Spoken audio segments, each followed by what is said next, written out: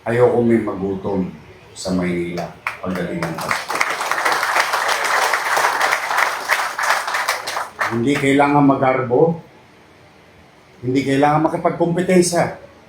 Sila kaya nila magbigay ng mga mamahalin dahil ang mamamayan lang nila 100,000. But 744,000 families in the city of Manila. At least sa Mansulok, sa Eskinita, dito sa Sampaloc at Tondo, hanggang doon sa Santa Mesa, makapaglalakad ako at masasabi ko man lamang, salamat. May mapag-ahari mo na ng bawat pamilyang Manileño pagdating ng Pasko. Mamukat-mukat mo pa pag tatlo kayo sa bahay. O 3 box yun. E di meron ng bandehadong spaghetti.